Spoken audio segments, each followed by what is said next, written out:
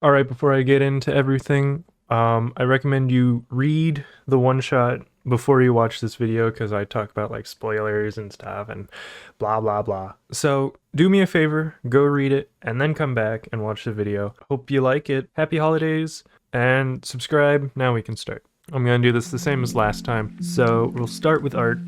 Still rhymes. Again, no script, so let's see if I can remember anything. So starting with the workload, really light, really easy on me. Compared to last time, I'm literally doing half the work, or half the work each day, where just 1 page a day, it lets me like, 1, do things other than draw every day, and 2, give more time to each page and panel so I can add so I can fix like anything that feels wrong or off, things you're supposed to do instead of working 2 panels a day and falling apart near the end. Did I say panels? I think I said panels, I meant pages. So I have not technically finished the one shot at the time of recording this, but I am on page 40, so I think that's good enough to judge. Like, I don't think there's gonna be any major changes in the last 2 pages. But yeah, each page was taking like 3 to 4 hours at most. And then there was like the pages that just don't have like a lot of different things to draw. You know, like sometimes it'd be like 1 pose and 2 faces, you know, and then, or it's just mostly text. Like this page, which I still haven't done the lettering for. I need to do the lettering because otherwise I have to do 42 pages of lettering in a few days. So that's gonna be rough. Unfortunately, I have not kept track of the exact amount of time that I spent on the one shot. So we're just gonna assume it was like 3.2 hours on each page on average, and then we can multiply that times 42 and that equals 120. And then there's the, wait, what did I say? 42, and so it should be 126, right? Oh god, I can't be doing math. Well, I was gonna say live, but I'm not live. So like 120 hours or something like that. Wait, is that less than last time? Because last time it was 41 pages and I got like 130 some hours. Oh wait, I think I added the time for my cover in as well, and also the time for screen tones. And I get, yeah. So how it's been working is I do the line art and then do the screen tones much later, because screen tones are a lot faster, especially now that I'm not really relying on them that much. So it was just fill this part in with some screen tones, fill this part, like I don't use it as much as last time, which if you remember was a problem I had where I would rely way too heavily on screen tones for shading and all that stuff, and I didn't even like it. I just did it because it was easier. But as you can tell, I shaded with hatching this time, like a professional. Speaking of hatching, it's so much fun. I don't do cross hatching, but I imagine that's also pretty good. It's so fun to just like do some straight lines and then suddenly it's like, wait a second, this is a 3D shape. Impressive.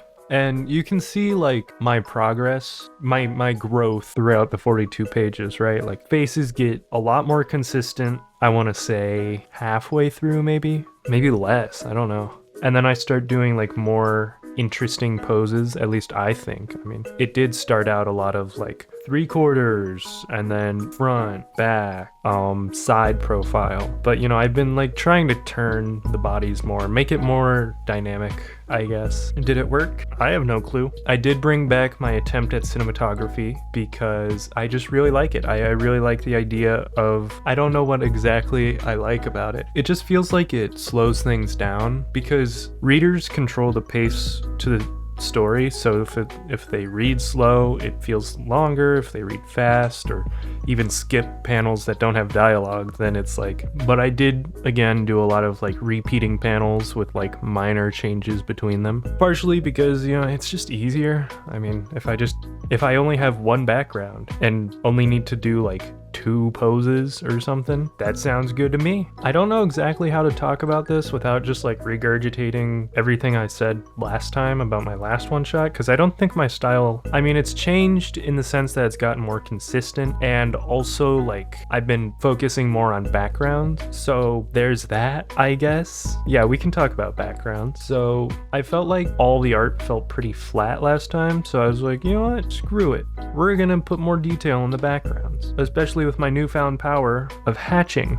Although it's not new, I've known how to hatch, I just ignored it last time because I actually genuinely can't believe I didn't. Anyways, I was able to fill in space because little fun thing here, I did use not necessarily the layout of my house, but kind of like just some similarities between certain rooms, and like, you know, it's not my house, but it is slightly similar. I was also pretty intentional about like knowing where things are, like readers being able to orient themselves within the house, because we don't leave it, obviously. So it's kind of like, oh, well, Lorna's room is here, and then you come out and then go to the kitchen, and then over here's the front door, and that's actually it. But I think that's good. I don't know. Obviously, if it's my house, I know exactly how it's all mapped out. So maybe it worked, maybe it didn't. I don't know. I mean, that's not even the kind of thing people would really pay attention to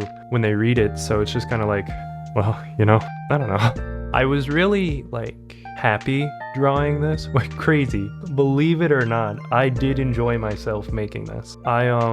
It was so rewarding because drawing 1 page a day let me like, again, change whatever I wanted. But also I just it was just like practice every day for like a few hours. You know, I got faster with anatomy, faster and more consistent with anatomy. I got better at hands. I'm still not great at hands, but I can draw a hand doing something. Usually. How, you may ask? Well, I personally like to start with the pinky and then the index fingers and then go from there, because those are the ones that like really control spacing, which is what I usually struggle with, because it's like, as long as you have the 2 ends, you can fill what's in the middle, right? And then, you know, thumb is also there. I think that makes sense. I don't know, it's how I draw hands. If anyone's struggling with hands, try that. Maybe it'll work, maybe it won't. I don't know. I didn't add like a lot of interesting details in the background.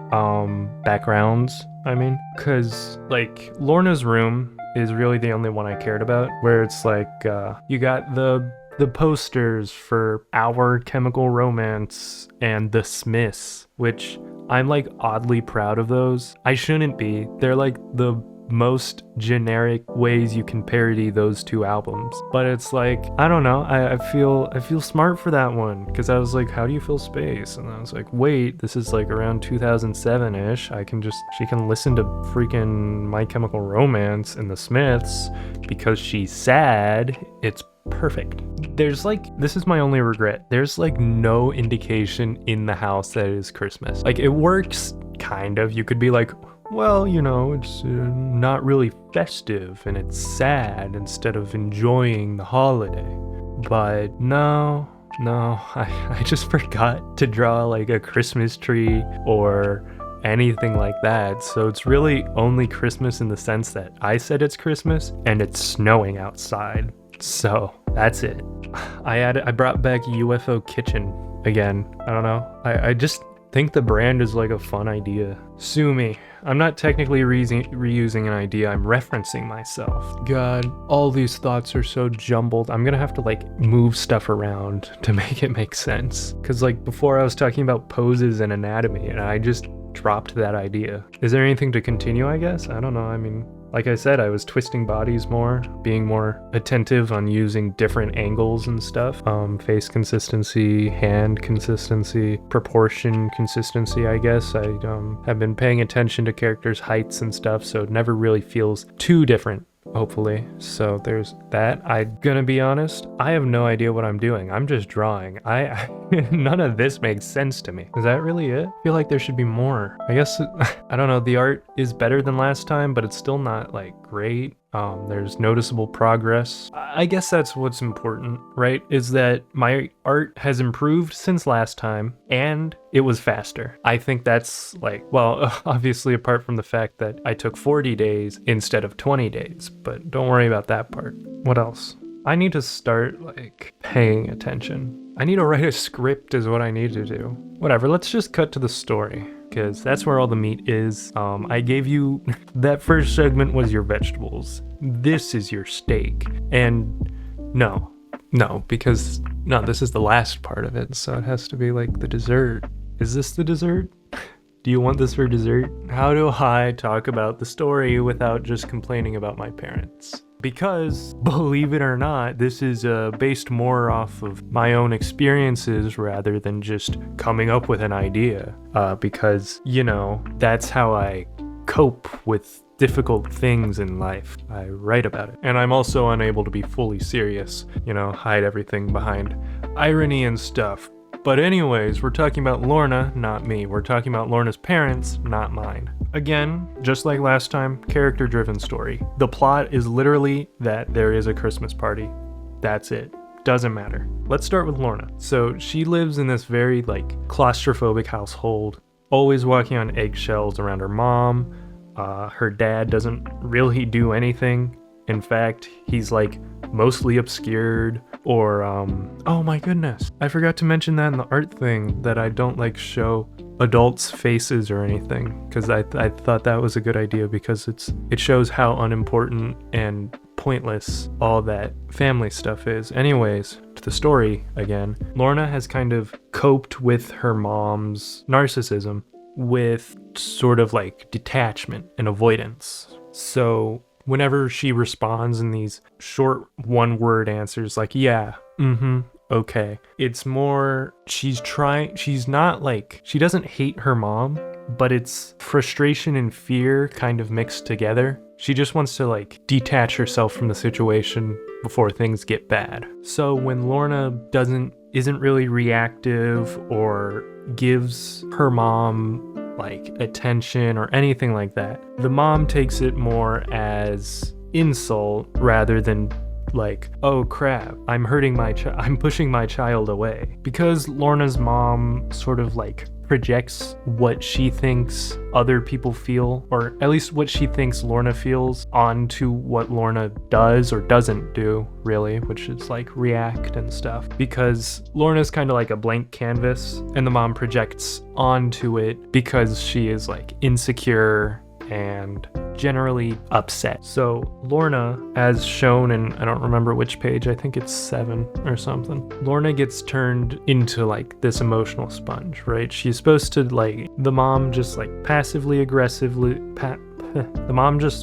aggressively pressures Lorna to be trauma dumped on, pretty much. And then again, when she doesn't get much of a response, she takes it as an insult because she thinks everyone is judging her and is super insecure. But again, it's not that Lorna doesn't care, it's that she's distant. Because when Mila, I don't actually know if Mila is pronounced Mila. Hold on. What if it's Mila? Oh, it is Mila. Okay, good. Whew. Because when Mila is having issues, Lorna wants to reach out. She wants to be able to help her friend, right? Because as previously referenced, sort of, Lorna doesn't have friends. Because the mom said, you can invite Mila or anyone. But Lorna wants to be there for Mila because the friendship is really important to her. So the idea of Mila leaving causes her to just break down. Of course, after, getting trauma dumped on again, and then her usual response to something like that, as shown with the mom, is avoidance and detachment. And it's not out of really anything except for trauma, because it's a coping mechanism that she's picked up, and it's not necessarily something you can control, especially if you don't really realize it's such a big part of how you work. The general idea I had when going into this story was everyone's lonely, everyone wants to not be alone, but how they've learned to deal with people is also what makes them alone. You know, it's so Lorna detaches herself. The mom is like controlling, and what's the word I'm looking for? Because this needs precision. I can't just be like, she's a narcissist, because it's different. She's the antagonist, but she's not like a villain. I guess maybe that doesn't work how I thought it did. Whatever. Lorna's mom clearly has pressure from family and just generally follows the idea that blood is thicker than water, which is a stupid saying, and we should abandon it completely. And then Mila kind of, I don't really give her a lot of depth, just enough to make her not feel like a boring character. My idea was that she like latches on too fast and will sort of trauma dump before people can leave her. That's kind of the idea I went with. But it's only like inferred, and I don't know if it's actually readable as that, but that's the general idea I wanted. It's difficult to like capture real emotions because it's so complex with how people are raised, people live. You know, it's like there's so many different things that could make people different. So you have to like take all kinds of stuff into consideration because it's rough. All right, my train of thought has been completely derailed. Did I explain everything I wanted? No, I did not. We're still on Lorna. Lorna clearly has no like boundaries, right? She's a rag doll for most of the story. And then as things go, she starts to, well, I don't want to say get a spine, but feel more confident in herself, right? Like that really short sequence, which I'm sorry, it's kind of like, it feels cruel to do. Make the happiest part of the story 1 page and 3 panels long. Whoops. I feel bad for that one. When Mila gets to the party, Lorna's relieved. She had no idea what was happening. She had no idea if she'd see her friend again, and she was anxious the day of the party. And then, you know, Mila shows up, but it's still awkward because what happened just the night before is obviously in both of their minds, but they don't want to talk about it because they're teenagers. They're a mess. So when Mila is acting all like, I don't want to say bubbly, and I don't want to say normal either, safe. Mila's safe.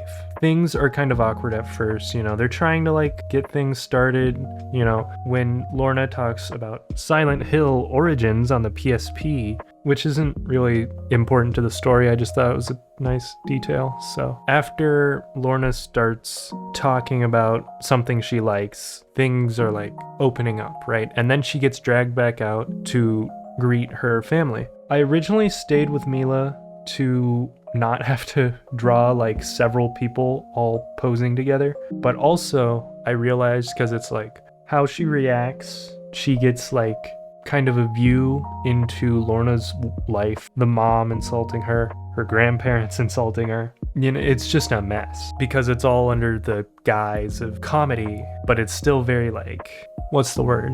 Pointed. So after that, Mila gets like, I don't want to say more comfortable because it is kind of just like trauma bonding in a way where they both realize things just kind of suck right now and they're able to relax together because they both see how it sucks and both want something that doesn't suck. This is my first time actually trying to like write character relations. I mean, I write character relations, but I mean like actually scripting and planning body language and how they talk with each other, you know, that kind of stuff, the details. But I think it turned out well because it lets you see a lot of different stuff from each character because, you know, Mila, you know, over the computer after the trauma dumping, Mila feels like this neurotic mess. And then she shows up and she's calm and she's safe. And it's like, she's both of those, you know?